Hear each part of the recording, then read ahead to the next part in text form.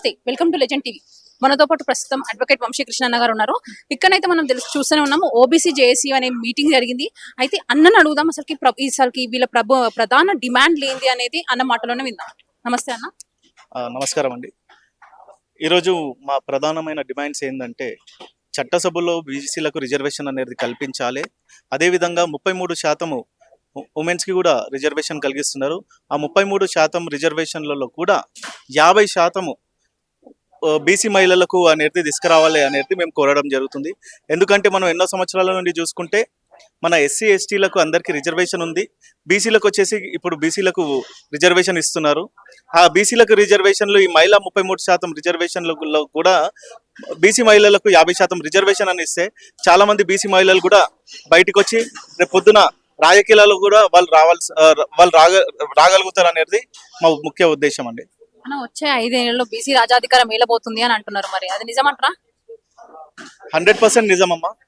ఎందుకంటే బీసీ సంఘ నాయకులు మీరు చూస్తున్నారు, ఎన్నో బీసీ మీటింగ్లు మనం వరంగల్ కానివ్వండి, హన్మకొండలో కానీ ఎక్కడ చూసినా కూడా బ్రహ్మాండంగా బీసీలందరూ చైతన్యవంతమైనారు.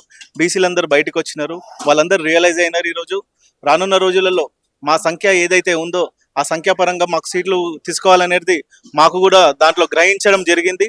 అందుకోసమనే ఈరోజు మీరు ఈ కార్యక్రమం చూస్తున్నారు కదా, ఈ కార్యక్రమంలో అన్ని కుల సంఘాల ముఖ్య నాయకులందరూ, ప్రెసిడెంట్లందరూ వచ్చేసి ఈరోజు ఒక తీర్మానం చేశారు. మనము కులాలను పక్కకు పెట్టేసి మనందరం బీసీలమని మనం ముందుకు పోవాలి.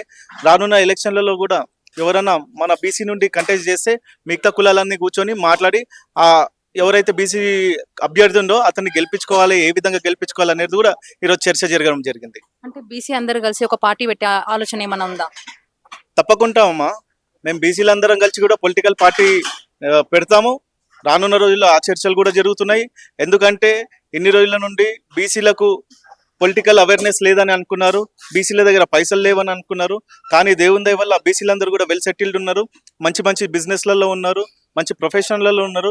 ఇప్పుడు ప్రొఫెషనలిస్టులు కూడా అందరు బయటకు వచ్చేసి మన బీసీలకు న్యాయం చేయాలి, మనందరం ఒక తాటిపైకి వచ్చి నడవాలనేసి ఐఏఎస్లు కానివ్వండి, ఐపీఎస్లు కానివ్వండి, కలెక్టర్లు కానివ్వండి చాలా మంది ఈరోజు బయటకు వచ్చేసి సపోర్ట్ చేసుకుంటూ బీసీ నినాదాన్ని ముందుకు తీసుకొని వెళ్తున్నారమ్మా. తప్పకుండా భవిష్యత్తులో బీసీ పార్టీ కూడా ఏర్పాటు అనేది జరగబోతుందమ్మా.